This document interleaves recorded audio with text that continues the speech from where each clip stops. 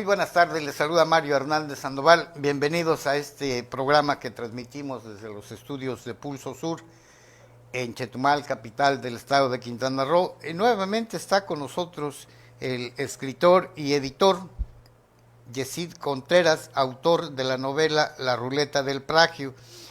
Y esta vez vamos a hablar de algo que siempre vemos cuando agarramos un libro. Creo que lo primero que leemos es la presentación, ya sea de la obra o un comentario sobre el escritor, pero pocas veces, después de que leemos el libro, pocas veces tiene la calidad de lo que anuncia quien escribe o quien presenta el libro. Y para esto vamos a hablar con Yesid Contreras, que además de escritor, pues es editor. Muy buenas tardes, ¿cómo estás? Buenas tardes. Bienvenido. Gracias por la invitación. ¿Qué responsabilidad tiene quien presenta un libro escrito o en persona? Bueno, creo que generalmente las presentaciones de libros las hacen los amigos o la gente más cercana al autor, y el que prologa sí tiene un compromiso un poco más crítico, más especializado, por decirlo de alguna manera, ¿no? Entonces quizás el presentador al presentar un libro más es la felicitación, la congratulación de haber presentado una obra, el hacerlo viable a un grupo generalmente reducido de espectadores. En cambio, el prólogo o prefacio o la presentación por escrito pues ya tiene más rigor, tiene que abordar pues las partes técnicas, literarias, si fuera un escrito de literatura, o la parte de los contenidos, la elaboración del autor. En general creo que esos son los elementos. Ahora, había otros dos aspectos, que es la reseña, que generalmente se publica en medios especializados, revistas o en la Prensa escrita. en la prensa escrita o en revistas periódicas, la reseña. Y también existiría la contratapa, ¿no? Uh-huh. Que digamos dentro de ese abanico, la contratapa o la cuarta de forros que llaman los editores, en donde se hace generalmente una síntesis de la obra como tal.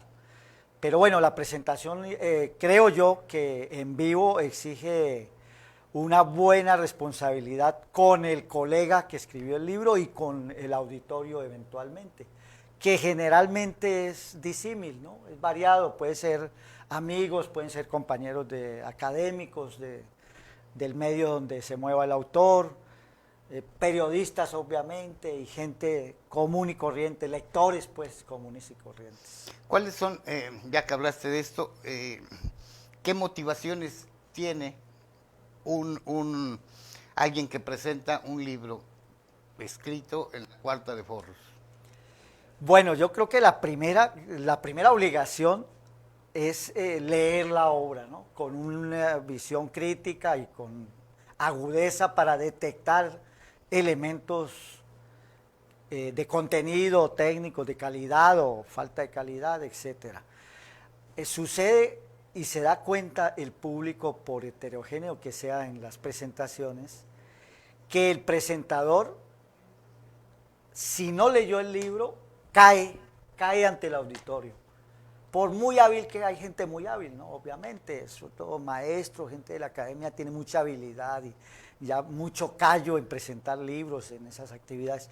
Pero generalmente si no leyó la obra, se detecta de inmediato que no leyó la obra y el auditorio se da cuenta, así no puede expresarlo de manera directa a través de la palabra. Creo que ese es el primer requisito, ¿no? Conocer la obra que vas a presentar, desde luego conocer también al autor y también tener en cuenta, digo yo, el auditorio, ¿no?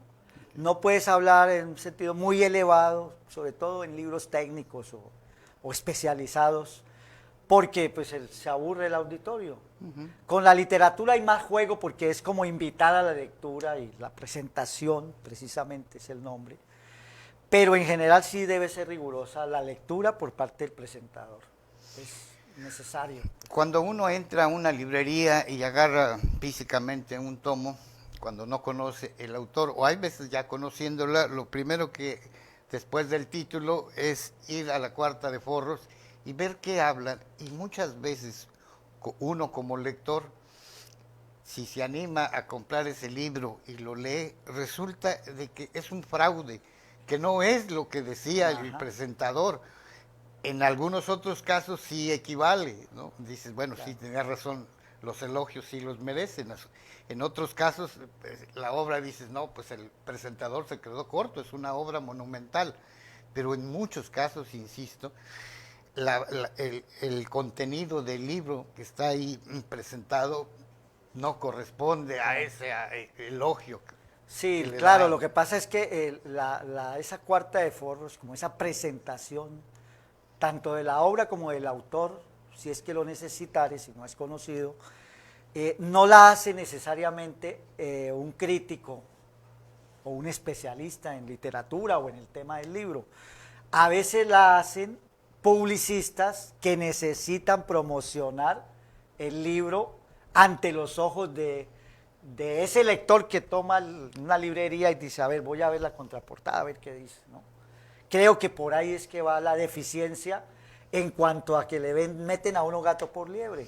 O a veces da la impresión de que quien lo presenta, quien hace ese trabajo, aun cuando sea un escritor o alguien conocedor, parece que tuviera un pago, un compromiso monetario o moral, o con la editorial o con el escritor. Sí, claro, sí, porque generalmente, volviendo a toda a esta gama de actividades en torno a un libro, la presentación, la reseña, y la contraportada o contratapa, le llaman por allá en España, generalmente es elogiar la obra. No vas a encontrar una línea crítica en un libro respecto al mismo libro. Es muy difícil, ¿no? Y también a veces vende quien firma, porque si el de la opinión que da el especialista en literatura, editor del diario español El País, o de la revista de cultura local, la Gaceta del Pensamiento, o Tropo a la Uña, entonces claro, eso le da le da una ventaja frente al eventual lector o comprador del libro. Pero casi que es inevitable lo del elogio o la palabrería a veces. Cuando hay palabrería, personalmente, bueno, en las ciudades donde hay grandes librerías, en la Ciudad de México, cuando yo estudiaba en la universidad, yo era lector empedernido de prólogos y esa cuarta etapa. ¿Por qué? Porque uno no alcanza ningún dinero para comprar todos los libros que quiere o que desea adquirir un amante de la literatura. Entonces, en esas librerías, pues lee la parte de atrás, y el título, el autor, los datos elementales. Y ya uno se vuelve avesado en eso. Si no puede empezar a leer u ojear el libro, porque a veces está sellado con plástico, entonces lo que hace uno es que deduce, no, esto me está metiendo un gato por liebre. Tiene que ver la editorial.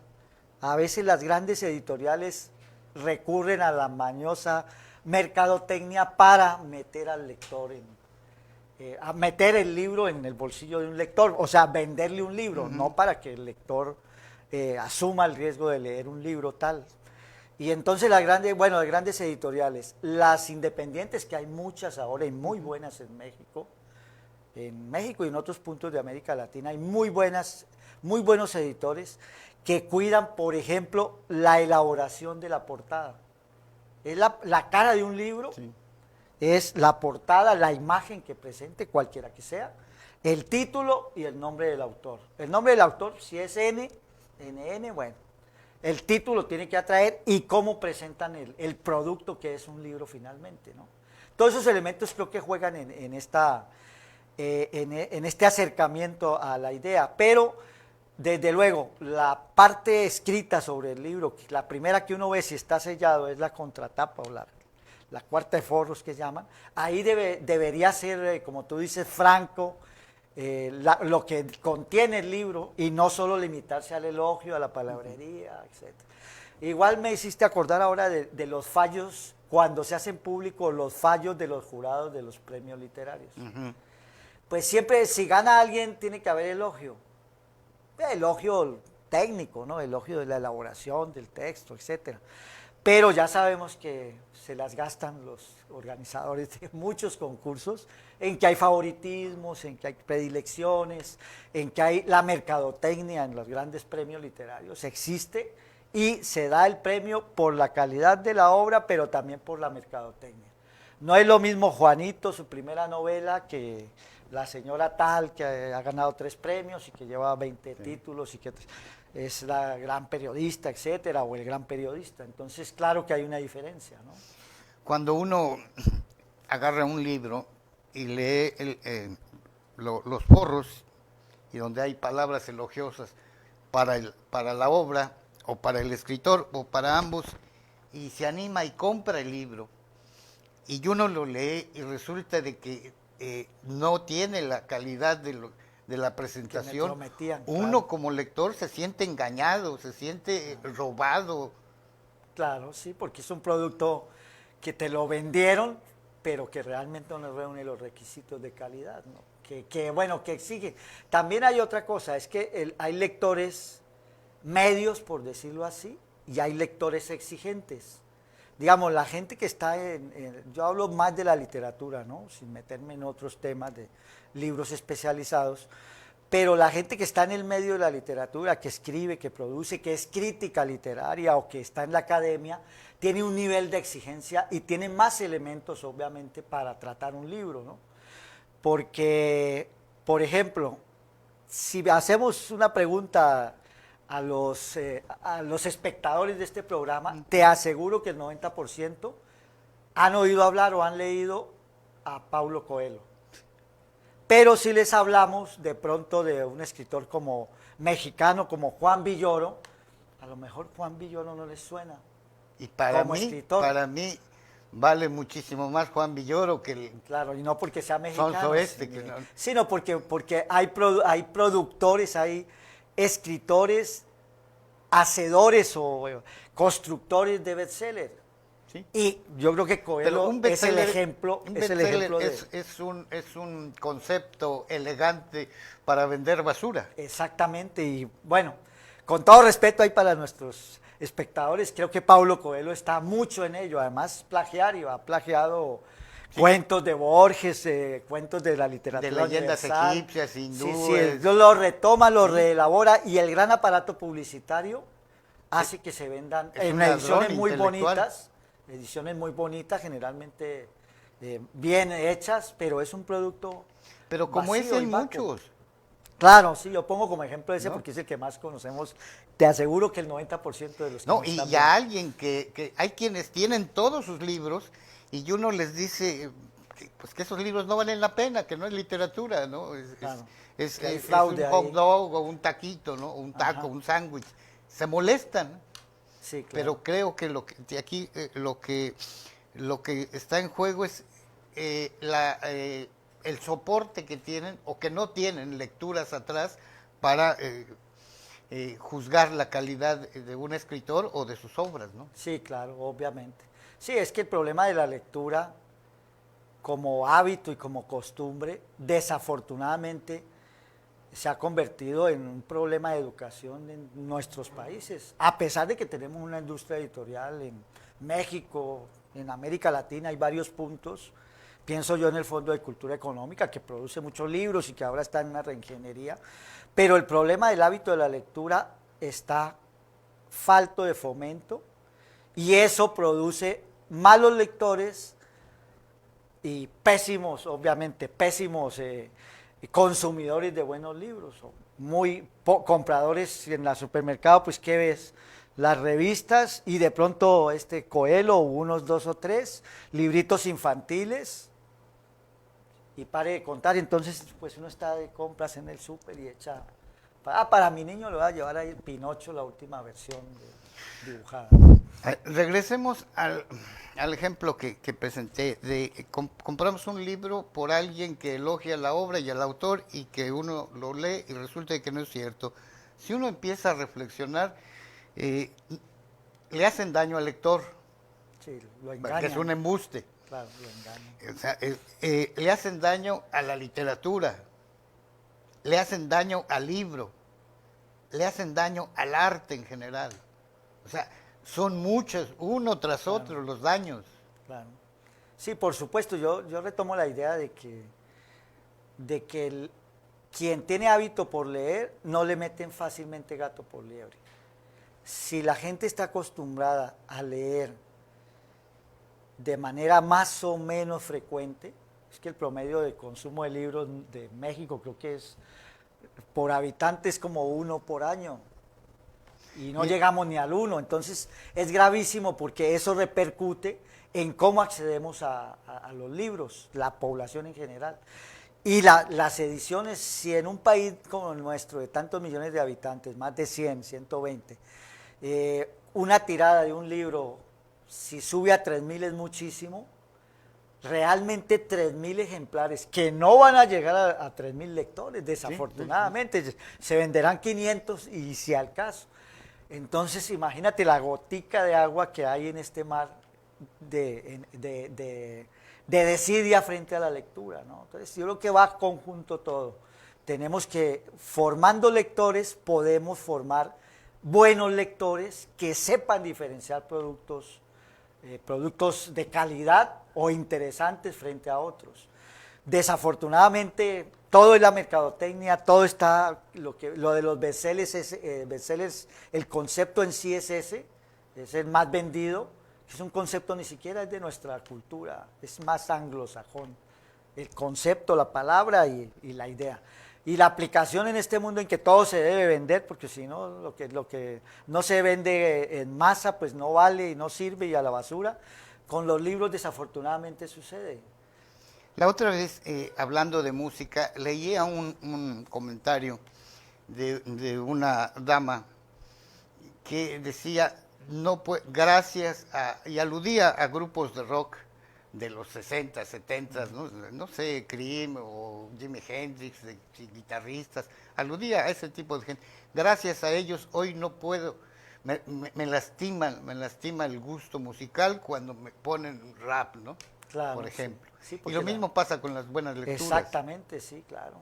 Por ejemplo, yo me acuerdo que en México había, hace muchos años, la colección de lecturas mexicanas, que era, creo que del Fondo de Cultura, sí, ¿no? que había unas casetitas. Sí, los conseguíamos correo en de libro, los ¿no? kioscos, bueno, de la Ciudad de México, y creo que se difundía. Eran tiradas grandísimas, de 100.000 ejemplares, de 50.000 ejemplares, acorde con la población, obvio. Pues en un país en que hay, en una ciudad como la Ciudad de México, que hay 18 millones, 16 millones en ese entonces, o 12, pues 50.000 ejemplares son más o menos una cantidad razonable, ¿no? No cubre la demanda, pero esas ediciones se perdieron y yo creo que sí la gente consumía lecturas de ese tipo, era buena literatura, pues mucha literatura mexicana, de todo, pero es nuestra literatura, hay buena y regular, y la mala, quién sabe si se colaba ahí. Una caseta de esas, o sea, era un expendio de libros, de libros de buena manufactura, con buenos autores. Estaba aquí casi enfrente del Mercado Viejo sobre la Avenida Héroes, donde hoy está un monumento que le dicen la Chetumaleña. Ahí decía correo de libro, y comprabas ejemplares rústicos con hojas de papel Revolución, que te costaban 10, 15 pesos, y muy buenos autores. Claro, y fomentaban la lectura. Desapareció. Ahora está Educal. Pero yo creo que ya bajó muchísimo. Muchísimo. Ahora parece que hay un programa de revitalizar la Educal como un esfuerzo de editoriales a partir del Fondo de Cultura Económica, sobre todo, con publicaciones accesibles, pero Educal está ahí en el Museo de la Cultura Maya y te aseguro que los visitantes ahí somos de vez en cuando, por un lado, eventuales, pero muy escasos porque está como escondido, porque falta como eso del kiosco, recrear la idea del kiosco, venta de libros que había, hace muchos años en México en particular. Otra cosa que no se hace en aras de difundir a los buenos libros y a los autores y de incentivar a la lectura, tenemos muchos espacios acá en Chetumal o en las ciudades de Quintana Roo, donde hay un kiosco o un lugar donde pudiera ir gente a leer, pero no a leer de manera plana, cuadrada, sino casi a actuar un cuento. No lo hay. No, Se no hay, ponen, desafortunadamente. no sé bueno, sí lo sé de dónde sale, que sacan, dicen, ¿cómo se llama? Agarran textos y fingen la voz, la engolan para leer poesía, cuando cada poema tiene su propia música, Claro, no necesita una voz impostora, porque sí está ridículo, pero claro. no hay eso. No, no hay esos espacios. Yo creo que Los sería bueno espacios están, fomentarlo. no hay un Sí, sí. programa con gente Dedicado a... adecuada para que no lea cuentos, sino que los actúe o tenga la habilidad, Claro. ¿no? Para actuar el cuento y incentivar a quien está oyendo a que corra a buscar el libro. Ahora hay mucha gente que si hay un trabajo así como de hormiga y poco, por ejemplo, yo me he enterado a través de Facebook de que hay en la ciudad de Chetumal hay como 6 o 7 revistas. He visto algunas impresas, no puedo dar un juicio, sería irresponsable darlo, pero el esfuerzo está, gente de cuentachistes, gente que hace teatro, el mismo Callejón del Arte, bueno, es un esfuerzo que me parece que hay que estimular, porque tratan de fomentar la cultura a través de eventos artísticos, teatro, lectura, creo, no sé si presentaciones de libros tengan, bueno, música, sobre todo se dan con la música y con artes plásticas, pero son esfuerzos que habría que estimular y que existen así como subterráneos, porque son como de un público, los jóvenes sobre todo. Ahora, hay un proyecto de una feria del libro, de unos muchachos, se llama Feria Internacional del Libro. No, parece que no tiene apoyo oficial, pero están tratando de hacer una feria internacional del libro. Difícil, pues yo creo que ambicioso y me alegra mucho, pero son esfuerzos que habría que apoyar e impulsar para que la ciudad tenga o se vea la actividad cultural que está ahí como subterránea, que sí existe, yo creo que sí, en eso sí soy optimista, ¿no? A pesar de que no hay lectura, en las presentaciones de libros, hace poco una maestra ya jubilada, presentó un librito de cuentos, inclusive yo no tuve el honor de hacer la presentación, María Isabel se llama ella, en el Museo de la Cultura Maya y había un público tremendo y tal, y yo leí los cuentos, hice la presentación y me encontré con que son cuentos infantiles con raíces locales y que además uno de esos cuentos, como de 6 o 7 cuentos, obtuvo un premio nacional de cuento infantil, cosa que yo no sabía y que ni sabíamos nosotros. Y la maestra, bueno, estuvo feliz ese día y había un público ahí, alumnos, hubo música, etcétera. Pero bueno, yo creo que si hacen esos eventos con frecuencia y se estimulan esas presentaciones, sí es posible ir creando una dinámica cultural que acerque a la población, a la mayoría de la población, utilizar estos domos, estos centros recreativos y deportivos para efectos artísticos. Algunas cosas se hacen, pero creo que habría que hacerlo de manera sostenida para acercar a los niños, a los jóvenes, a la población a la lectura y empezar a crear una cultura de ser buenos lectores, porque el que lee y empieza a subir su nivel ya sabe que no le meten gato por liebre, ni le venden espejitos, por muy baratos que sean los libros, ¿no? Ahora, esos embustes que hay en los libros impresos por gente oficiosa que por X motivo elogia una obra cuando no lo vale, esto mismo ocurre en los talleres.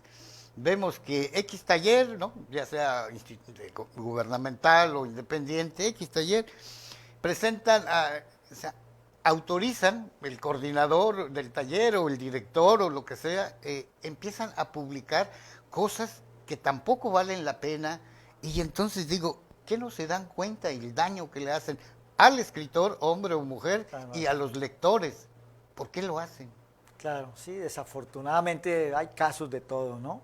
Pero digo, Me ¿por qué lo parece hacen? ¿Por qué hacen ese embuste? Claro, me parece que la justificación es que ellos hacen su chamba y lo que pueden. Pero hacer el trabajo, Y- no, ajá. hacer algo no es, o acaso entonces la pregunta es, su trabajo es engañar al lector, Claro. engañar al escritor? A lo mejor lo hacen con buena voluntad, quiero pensar, pero sí, claro, en los talleres, en particular los talleres de literatura, yo creo que tienen que ser muy exigentes. No hay ningún rigor. Yo me acuerdo aquí, conocí a un personaje que a lo mejor tú también, Toribio, él tenía algunos talleres con alguna gente, Sí. y había un autor Él o tenía autor, una mafia allí en el Instituto de Cultura. Ajá, Y a su bueno, vez era parte de otra de otra mafia. mafia. Que, Sí, el que tiene problema es sus que había, raíces en la UCRO. pero los talleres que me acuerdo que alguna vez yo conocí a un autor o autora que estuvo en un taller de esos y le decían, no, es que esta novela, le dijeron ahí, el grupo que estaba, no, es que esta novela no se puede publicar, y le daban razones y razones. Y finalmente, hasta donde sé, no la ha publicado su novela, es mujer, no me acuerdo de él o ella, alguien. El caso es que hay que ser riguroso, pero digo yo, en los talleres estimulando la creación y la superación. Porque bueno, buenos poetas, Sabines, hay uno, o Rosarios Castellanos, o más Octavio Paz, pero hay una masa de gente que Hay produce cientos, por no decir miles, miles de gente. sabinitos. Exactamente, pero bueno, estimulándolos, siendo críticos. Pero estimulas llevando- a un escritor publicándole cosas que no soportan el rigor literario universal. Claro, desafortunadamente se da. O sea, es inevitable. Si tienes una materia prima, tienes una revista, tratas de conservar una norma de calidad, un nivel de calidad, pero desde luego que a veces no da el ancho toda la gente que tiene ganas de escribir o que está escribiendo, ¿no? No le harías un favor al escritor. Vamos, imaginémonos que tenemos un taller, tú o yo, y que hay una persona que ya tiene algunos textos y que quiere publicar, o que tú piensas que ya puede publicar. Claro. ¿No sería de más ayuda que le dijeras, mira, lo que acabas de escribir es publicable? Sí, pero todavía no alcanza el nivel de arte, sigue siendo una artesanía. Por esto, Todavía puedes pulirte si lees más, si escribes más y esto. Es mejor que no lo publiques y que te aguantes. No se le hace mal. ¿Eso no es hacerle un beneficio al escritor? Pues sí y no. Sí, porque le exige a mejorar y, claro, no diciéndole esto es malo, diciéndole aquí hay fallas, ripios, esta idea, tú no eres Sabines, Sabines hay uno, ni Octavio Paz, que son como dos polos de tipo de poesía. Entonces, bueno, no eres Sabines, no escribas como Sabines.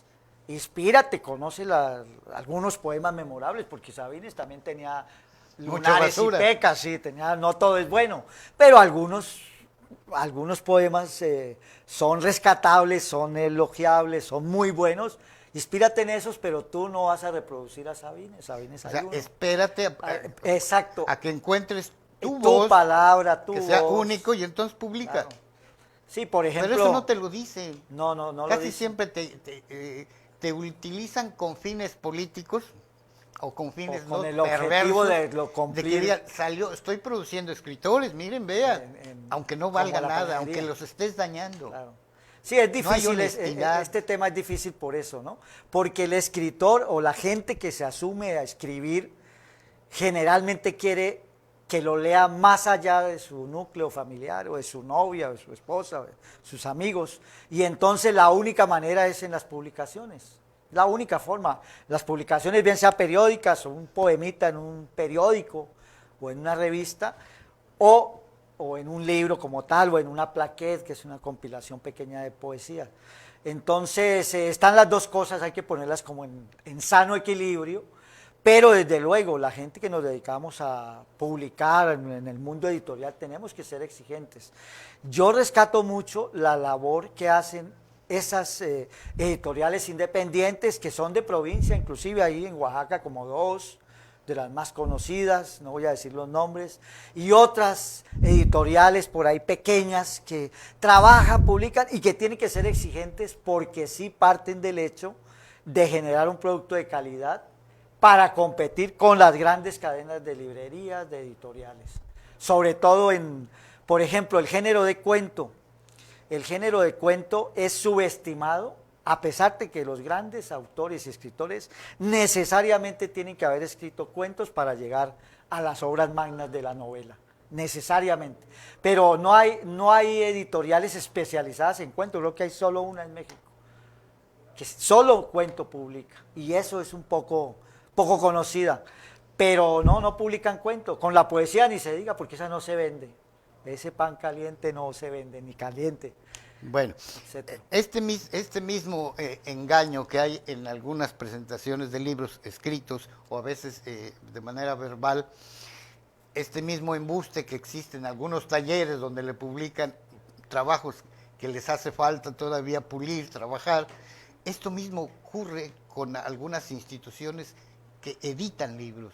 Claro, por encargo, por razones, porque hay presupuesto, porque hace una labor insisto política. mucho, Sí. es más el daño que causan que el beneficio. Claro, sí, muchas veces se O publican sea, son cosas. ya mentiras de Estado en el campo de la literatura, claro, son embustes oficiales. Claro, y vamos a, no nos quedemos aquí en nuestro terruño, en nuestra No, estamos pequeña hablando en parte, general. a nivel nacional, claro, de las instituciones sabíamos, en los años 60 o 70, muchos escritores emergentes llegaron a criticar a esa mafia cultural que en todos los países existe y que en México tenía mucho arraigo. Y esa mafia cultural a veces estaba impulsada por escritores consagrados, a veces buenos, otros de regular calidad, pero ellos dentro del favoritismo de sus amistades, de sus familiares, de sus allegados, de la gente de sus talleres, los promovían y cerraban el círculo hasta ahí, no podían emerger otras voces que estaban allí, que fueron las que criticaron esa mafia del poder, ¿no? La mafia del poder cultural, Sí, sí. que existe hasta la fecha. Yo creo que se está rompiendo un poco, se ha roto, por ejemplo, las actividades de este tipo marginal, que así nacieron las editoriales independientes en casi todo lado, rompen con eso, porque no puedes acceder ni a la del Estado, ni a la encumbrada multinacional monopólica de publicadora de libros, ¿no? Y entonces rompen y ellos producen buena calidad y buscando mercados tienen que tropezarse con mil muros. Por ejemplo, las ferias del libro, ¿no? Ya es que hay ferias del libro grandes, ferias medianas, ferias de editoriales independientes y otras ferias de los libros que yo creo que es una política que debería seguirse de fomentar las ferias de los libros, porque es una manera de acercar los libros a la población como un producto que tiene que estar ahí, porque pueblo que no es culto, pueblo que no es libre, definitivamente. Ahora, estas instituciones gubernamentales que publican libros, que editan libros, tienen o deben tener un consejo editorial. Debería. Pero cuando uno ve las personas que los integran y por lo que publican se ve a todas luces que no han leído nada, que no saben nada, que quién sabe por qué están allá y llevan un sello institucional. Sí, desafortunadamente. A veces, y yo creo que debe haber en los congresos y en las instituciones, debe haber partidas destinadas para fomentar la cultura, entre ellos debe haber un rubro de impresión de libros y obras de interés social y de interés para la entidad, pero desafortunadamente a veces se despilfarra el dinero de esa manera, ¿no? Como tú lo dices, Embustes. de vender, de imposturas, vender ¿no? Cuentos mal hechos, pues desafortunadamente es así. Ahora, los concursos también vienen al cuento, porque los concursos generalmente están influenciados, los grandes por el factor mercadotécnico y los locales o medianos o nacionales por el factor del influyentismo, el tráfico de amistades, de fomentar inclusive de crear El escritores de la farsas. nada, de infancia también, de infancias literarias, digo. Sí. Acaba de haber una polémica ahí, bueno, un tanto una polémica en la Secretaría de Cultura porque decidió reducir el premio de uno de los premios de Bellas Artes que son importantes en este país, y resulta que un escritor denunció que por qué no se cumplía el reglamento de un concurso. Ahora estoy hablando del concurso de este año, o sea, del 19, porque resulta que él mandó 2 obras participantes. Y entonces se supone que cuando un autor participa en estos, manda un sobre sellado con sus datos, su mini biografía breve biografía y un seudónimo la obra, ¿no? Para que haya un anonimato al momento en que los jurados vean. Dice que para que no favorezcan. Exactamente. Pero ya saben quién va a ganar. ¿Quién va a ganar? Pero bueno, pero lo grave de esto es que él mandó 2 obras. Con seudónimo diferente y obviamente con su plica cerrada que ya es una trampa, la depositan. Y entonces a él lo llaman para decirle que lo lamentaba mucho, pero que estaba descalificado del concurso porque estaba participando con 2 obras. Y él dijo, bueno, y si los sobres son cerrados y se depositan en una notaría y se abre solo el de los ganadores o el del ganador, que generalmente es uno, entonces ¿cómo saben que yo mandé 2 obras? Claro, había un fraude, había una falsedad ahí. Se armó el problema y bueno, ahí estamos en esa, ¿no? Por ejemplo, sí. Es claro cómo sucede con estos concursos que pierden credibilidad y que además dejan en evidencia que hay favoritismo y que hay trampa, porque hay trampas, claro que hay trampas. En un premio literario donde hay 100 novelas, digamos, porque hay premios que ascienden a más, 100 novelas son de a 200 páginas, son 20,000. 5 jurados van a leer 4,000 páginas, porque además hay gente que está en la academia o que tiene su actividad de periodistas, de escritores, lo que sea, es imposible, ¿no? Entonces, ¿qué sucede? Que hay una preselección, a lo mejor a dedo, así a ojo de buen cubero, este es conocido, no es conocido. Quémense como en la hoguera, ¿no? Ocurre como en las elecciones, ¿no? Ya saben quién va a ser, ya hay un anteproyecto de va a ganar fulano. Ajá.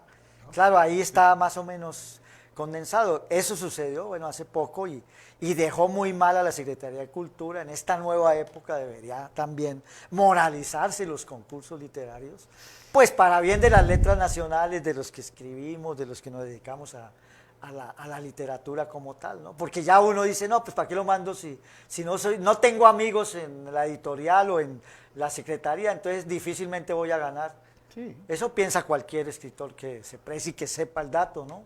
Y sucede a menudo. Claro. Oye, ¿me permites unos comentarios de gente que está viendo el programa? Minelli Campos, muy importante tomar en cuenta la presentación de los libros. Gabriela Roja, es un gran orgullo ser tu compañera de vida, Yesid. Mirror Offset, qué buen tema, deja mucho que pensar. Marcos Martínez, saludos Yesid, grandes obras. Daniela Jiménez, excelente programa. Laura Page, saludos desde Cancún. Y bueno, hay todavía algunos otros. Pues qué rápido se nos fue la hora. Tiempo, uy, ¿no? Ya casi. Quiere decir que estuvo interesante. Sí, bueno. Nos quedan 5 minutos. Te voy a agradecer si nos comentas algo que para ti es importante como escritor, que vas a ir a Cancún a la Feria Internacional del Libro, ¿no? A Guadalajara. A Guadalajara. Guadalajara sí, realmente me tomó por sorpresa, aunque es un esfuerzo de editores, del Faro Editores. Pero bueno, nos llegó la buena noticia en estos días, ya apareció la programación, ya vamos a representar también a Quintana Roo, porque aunque yo soy de origen colombiano, llevo 20 años aquí en el estado, en la ciudad de Chetumal viviendo, y la novela, esta primera novela que publico, obviamente tiene ondas, La Ruleta del Plagio tiene ondas. Este es el libro. Valga la pena, el spot publicitario tiene hondas raíces en la ciudad, tiene que ver con nuestra realidad, con un Chetumal que cambió definitivamente del idílico paraíso al ¿qué será? La capital mexicana con todos los problemas de violencia, de narcotráfico, etcétera, que desafortunadamente vive México. Y bueno, la invitación también es a leer la novela, a criticarla obviamente. Algunas me han llegado críticas, sí, pues es una primera novela, aunque yo llevo muchísimos años de lectura y de escritura también, pero digamos es un trabajo como de 10 o 15 años, las novelas tienen que trabajarse con mucha paciencia y mucho tiempo y generalmente no salen tan rápido como puede salir un poema, que sí, puede salir mucho más rápido, más o menos en su versión final.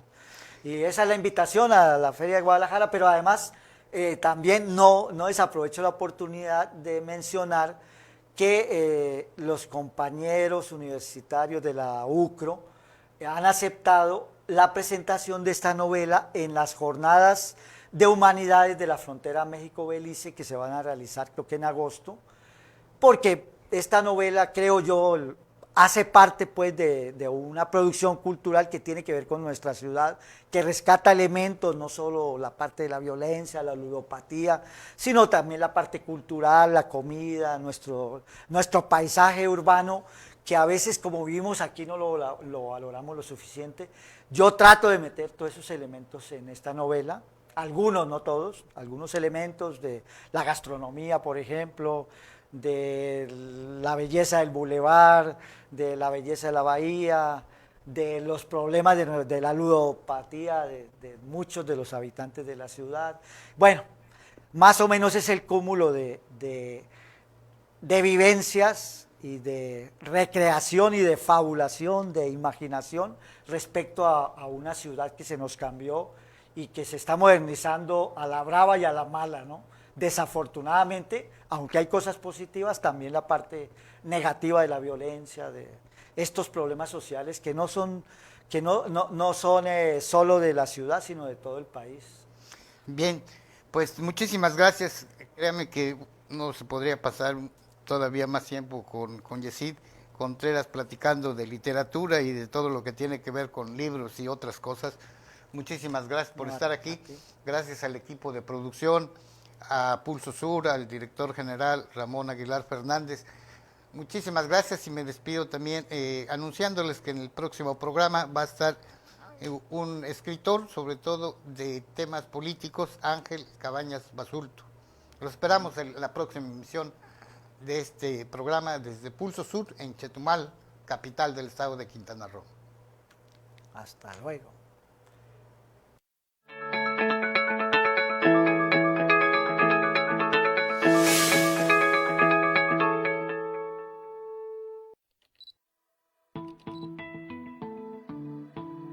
Esta fue una producción de Coadonga Medios para Pulso Sur.